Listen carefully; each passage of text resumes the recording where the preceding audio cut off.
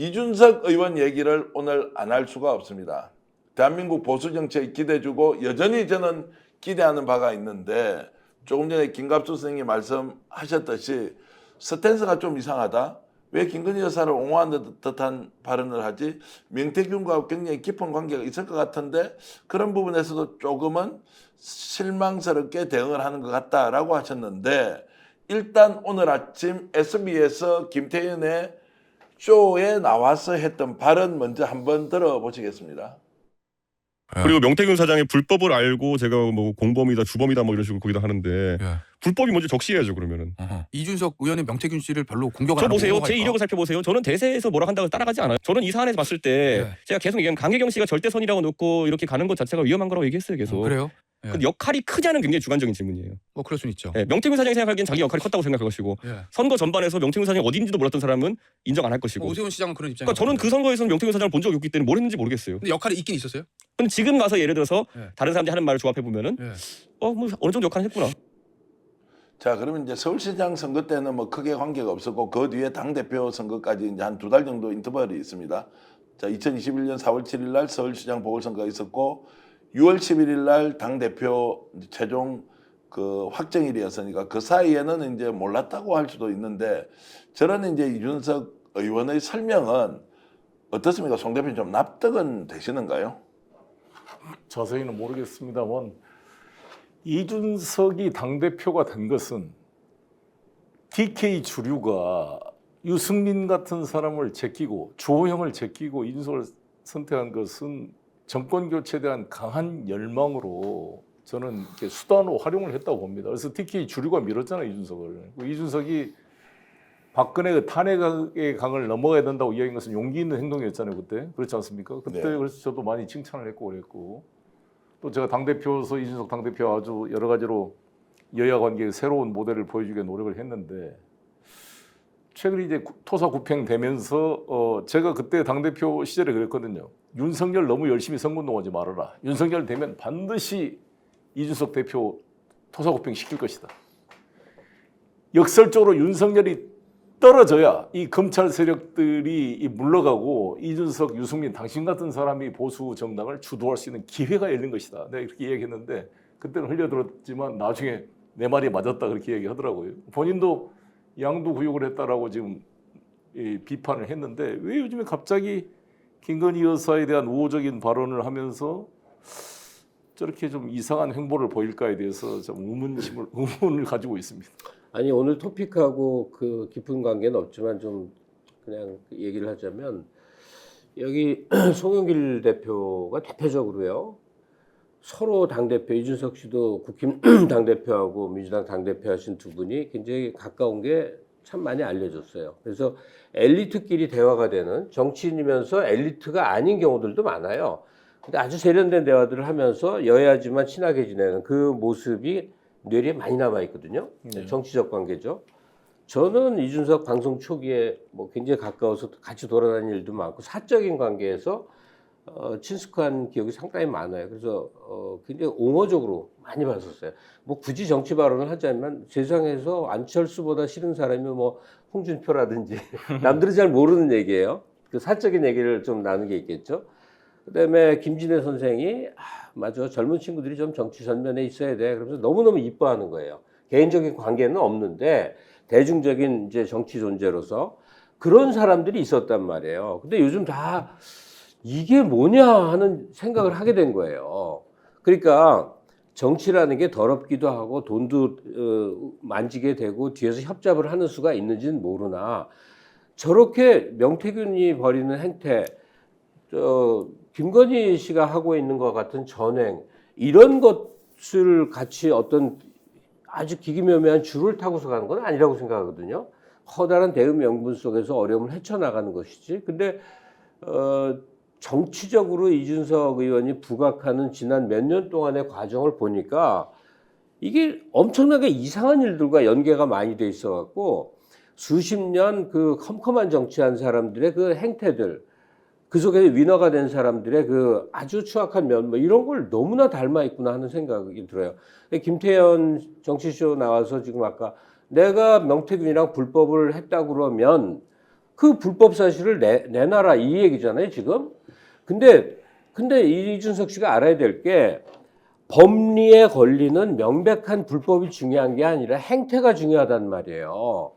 정말 정당하지 못한 그런 식의 정치 행태를 보인다면 지금과 같은 젊은 기대주로서의 정치적 지위, 그 자산은 다 날아가는 거예요.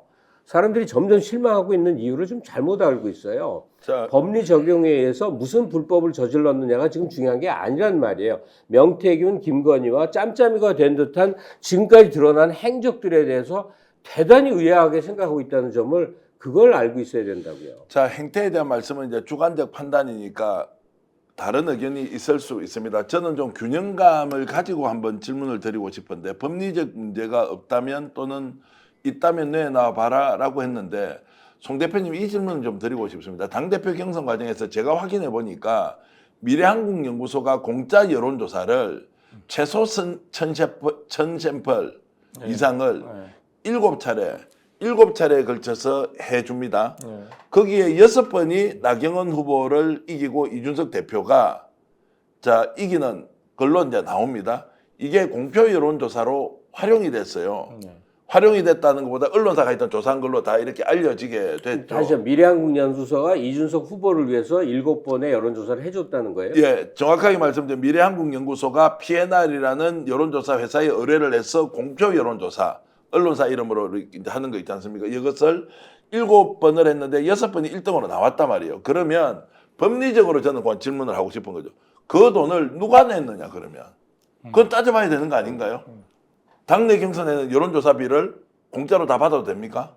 안 되죠. 그것도 똑같이 아니, 근데 선거법이나 이제 이런 게 언론기관과 연합해서 객관적으로 후보와 관계없이 언론기관이 이 비용을 내고 언론기관의 위탁을 받아서 공표하는 경우라면 문제가 없겠지만 언론기관도 돈을 안 낸 게 확실하고요. 그렇죠. 그리고 그러니까 문제죠. 대표 쪽에서도 당연히 돈을 안 냈는데 형식은 언론기관에서 발표하는 것처럼 만들었죠. 그러면 그리고 중요한 것은 제대로 된 여론조사가 아니라 맞춤형 여론조사, 소위 보정이라는 명목으로 이준석 의원이 보정이라는 표현으로 명태균의 여론조사를 약간 옹호하는 제가 인터뷰를 본 적이 있는데 깜짝 놀랐는데요. 그런 식으로 사실상 여론 조작을 하는 행위는 범죄 행위 아닙니까? 이거? 네. 완전히. 일단 계약서가 있는지를 물어봐야죠. 없습니다. 계약서 없이 했다면 그건 너무나 이상한 거죠. 더구나 이준석 씨가 무슨 윤석열입니까? 윤석열 대선 후보 때 이 도박이라고도 할 수 있죠. 근데 이거는 말이 안 되는 거 아닙니까? 그래서 이제 이런 부분이죠. 자, 7번을 했고, 자, 그런데 계약서가 없다, 돈도 지급되지 않았다. 그러면은 이건 공표 여론조사이기 때문에 언론사가 알아서 한 거 아니냐? 언론사도 미래한국연구소에 돈을 주지 않았어요. 그러면 윤석열 후보가 했던 81차례 81회의 여론조사도 23번을 제외한 58회는 공표 여론조사거든요. 이걸 매일 해가지고 보고를 했다는 거 아니에요. 그러면 이것도 똑같이 언론사든 또는 의뢰한 회사가 알아서 한 것이다 라고 해버리고 돈을 준 바가 없다. 그런데 자 명태균은 청구서 만들으라고 해서 3억 7,500만 원을 만들어서 가져갔다가 결국 김영선 공천으로 되받아 오지 않습니까? 그렇습니다. 그러면 최소한 당대표 경선 과정에 있었던 이 부분도 상식적으로는 이준석 대표가 설명을 하는 것이 맞다고 저는 보는 거죠. 그래야 이제 젊은 정치, 새로운 개혁 보수의 그렇죠. 행태에 맞지 않느냐라는 이제 질문을 드리는데 법적으로 문제가 없다 또는 그런 게 있으면 가져와 보라고 하니까 설명이 잘 안 되는 거죠. 지금 이 모든 문제는 사실 김건희 공천 개입을 고리로 해서 윤석열 정부의 문제를 깊이 들어가서 민주시민들이 바라는 어떤 목적성이 있기 때문에 조금 흐려지는 감이 있습니다만 여론조사 장난질로 선거판 이리저리 흐려놓는 이 풍태는 정말 엄단이 돼야 됩니다. 우리가 다 속아 넘어간 거 아니에요 지금. 그러니까 윤석열 지지율의 그 지지세라는 것도 보니까 PNR에서 만들어내서 주로 이 페이스북 통해 갖고 빵빵빵빵 터트린 거고. 그러니까 지금 전기현 선생님이 얘기하듯이 윤석열이 그 미래한국연구소 여론조사 장난으로 득본거나 이준석이 당대표 된 거나 뭐 행태가 거의 같은 거 아니냐. 좀 저도 그 동감이 돼요. 그래서 이제 이준석 의원이 지금 현재 김건희 여사에 대한 문제 또 강혜경 씨의 공익 제보, 명태균 씨의 행태에 대해서 국민의 일반 정서와 달리 왜 저렇게 할까라는 것에 대해서 질문을 던져봤습니다. 여기에 대한 중요한 단서가 저희들이 강혜경 씨와 공익제보자 강혜경 씨와 인터뷰를 하면서 저희들이 들었던 얘기가 지금 현재 상황을 전체적으로 설명하는 중요한 단서가 되겠다라고 해서 그 강혜경 씨와 인터뷰했던 내용을 여러분들께 공개해드리겠습니다. 왜 명태균은 이준석을 저렇게 만들고 이준석은 왜 지금도 명태균과 깊은 관계를 맺은 것처럼 보이느냐. 그 단서 강혜경 씨의 목소리로 직접 들어보겠습니다. 이준석 당대표 그 선거 여론조사를 시작을 할 때 그 명태균 대표가 다음 차기 대선 주자로는 이제 이준석을 만들기 위해서 당대표를 먼저 만들고 대통령 선거에서 지금 그 윤석열 후보 대신에 이준석을 넣으려고 보니까 나이에서 미달이 되기 때문에 이번 선거에서는 패스를 하고 다음 차기 대통령에는 이준석을 만들어야 된다라고 주변에도 여러 차례 얘기를 한 걸로 알고 있습니다.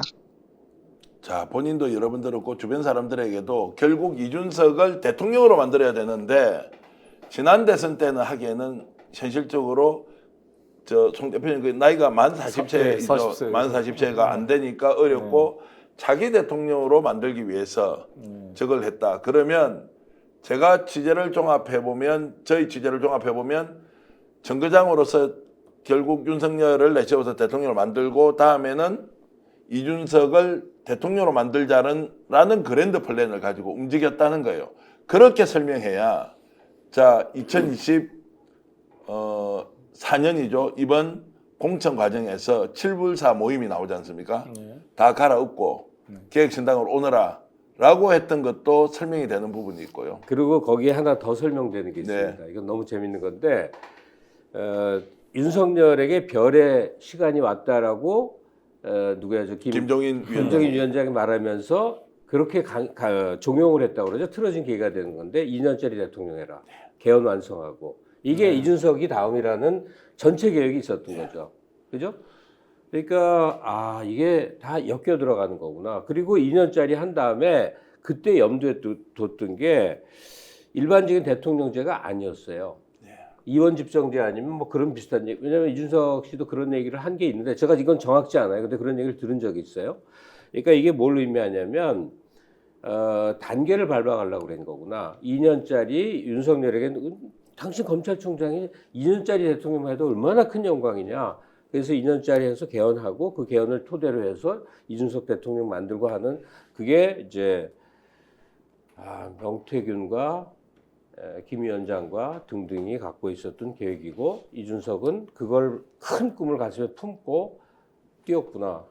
그래서 윤석열 정부의 성공이 아니라 이준석을 대통령으로 만들기 위한 긴 계획을 가지고 일종의 중간 과정을 중간지대를 윤석열 정부라고 보고 이준석을 그 안에서 계속 키워야 하는데 윤핵관들과 끊임없이 마찰이 일어나고 어느 순간에 공적 위치에 명태균이 없다 보니까 이준석이 밀려나기 시작한 거죠. 그리고 계획신당으로 갔지 않습니까? 2022년 3월 15일입니다. 2024년 3월 15일입니다. 올 3월 15일 날. 자, 경희궁의 아침이라고 광화문에 있는 대우빌딩 뒤에 있는 거기에서 김종인 위원장과 김영선이 있었다라는 것을 페이스북으로 또 올렸습니다. 그때 뭔가 굉장히 중요한 대화를 했다는 것인데 그게 뭐였겠나. 마지막까지 총선에서 갈아엎자. 국민의힘을 망하게 하고 우리가 다시 한 번 더 도모해서 이준석을 대통령으로 만들는 원래 계획대로 돌아가 보자라고 하는 아마 저의 상상을 말씀드리면 명태균 대표가 이 방송을 보고 있으면 본인의 마음을 제가 가장 정확하게 해석해서 설명할 수도 있다. 결국 이준석 대통령 만들기라는 큰 계획이 지금 현재 이준석 의원을 아주 좁게 만들고 있다고 저는 그렇게 보고 있습니다. 그 밝혀내야 될 게 그 윤석열에 대한 60몇 회의 사실상 여론조사 비용 3억 7천만 원, 뭐 81회입니다. 81회입니까? 그에 대한 대가를 달라는데 안 주고 그것을 김영선 공천으로 이제 그 바탈을 했다는 것인데 그러면 지금 오세훈 시장과 이준석에 대한 7회 8회 여론조사 했다는 거 아니에요? 그 대가에 대한 것이 좀 취재가 돼야 될 것 같은데 어떻습니까? 취재가 그때까지. 돼야 하는데 여기에 대해서는 아무도 지금 아무도 밝히지 언급을 않고. 하지 않습니다. 아, 언급을 하지 않습니다. 그러면 당대표 선거 때 이루어졌던 여론조사의 계약서가 있는지 말씀하셨듯이 네. 비용을 누가 댔는지 왜 그 언론은 그러면 그것을 받아서 마치 자신이 조사한 것처럼 했느냐. 지금 계속 나오지 않습니까? 미래한국연구소에서 그 썼던 돈이 지방선거 출마 예상자들한테 네, 맞아요. 뒷돈 받아가지고 다 한 거예요. 맞아요. 예. 그러니까 그 죄질이 별로 안 좋다는 거예요. 그런데 여기에 대해서는 정치인들이 아무 얘기를 하지 않습니다. 아니, 그러니까 빨리 명태균을 구속하든지 잡아다 수사를 시작해야 되는데 지금 창원지검이 맡고 있어서 이게 지금 수사를 할지 증거 은폐를 할지 좀 신뢰할 수가 없는 아니 상황이잖아요. 9개월 동안 이미 은폐를 해왔고요. 은폐를 수사과에 걸어만 검사동대 놓고 수사 안 맡겨놨다가 한 거고, 그러니까 우리나라의 지금 최대 불행은요. 네. 그 검찰이 뭘 한다고 해도 전혀 믿을 수 없는 겁니다. 그러니까 이게 오늘 박은정 검사가 그 국감에서 지적을 했지만 특별수사본부를 만들지 그 박성재 장관한테 지적을 했잖아요. 저는 저 사건 같은 경우도 이게 사실 형사부나 공공수사부가 맡아야 돼요.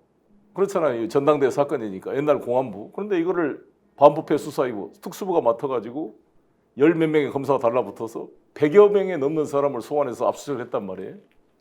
그럼 이 명태균 사건 같은 경우는 서울중앙지검으로 가져와야죠. 저를 잡기 위해서 여수산단 회장 박용화 씨가 순천지검에 있던 사건을 중앙지검으로 끌고 올라와서 박용화 씨의 별건 수사를 압박을 해가지고 저의 불리한 증거를 만들기 위해서 걔들이 노력을 했거든요. 이 서울중앙지검 반부패 수사이부가. 그렇다면 지금 이거를 거기다가 맡겨놓을 수가 없는 창원지검 지금 지검장이 누굽니까? 정유미 지검장이 연수원 30기 지금 이문정 검사와 연수원 동기를 하는데 이문정 검사가 이 사람은 키보드 워리어로 윤핵관의 핵심이었고 그래가지고 이 검사장으로 승진했다는 사람이었고 서지은 검사 미투 사건의 2차 가해자로 고소가 됐던 사람이다. 그래서 기대할 바가 없다 이렇게 이문정 검사가 평가한 사람인데 이 양반이 검사 2명 가지고 무슨 수사를 할 수가 있겠어요? 이걸. 수사를 한 게 아니라 무슨 증거를 또 조작하고 은폐할지 모르죠. 명태균이 지금 어디 있는지도 모르는지 뭐, 일단 소환. 김영선도 지금 숨어 김영선은 완전히 숨어 있는데 그 뭐 김영선에 대해서는 지금 뭐 소환 계획도 없고요. 오늘 보니까 미래한국연구소 아까도 제보해주고 저희들이 많은 정보를 갖도록 도와주시는 그분은 오늘 집하고 사무실에 압수수색 당했더라고요. 김 소장이라는 분이 당했고 또 통상적으로는 압수수색을 하면 유심만 가져가고 이거 휴대폰을 주는데 지금 하루 종일 전화 통화가 안 된 걸로 봐서는 통째로 가져가서 뭔가 내용을 풀 거라고 생각하는데 저하고 통화했던 내용도 많으니까 뭐 검사들이 그 내용을 충분히 살펴보지 않겠느냐 이제 이런 생각이 들기도 하는데요. 스픽스는 말하는 언론입니다. 대세는 유튜브, 그중에서 스픽스. 좋아요, 댓글, 구독, 알림 설정. 여러분이 저희를 사랑해 주시고 우리가 여러분을 사랑하는 4가지 방법입니다.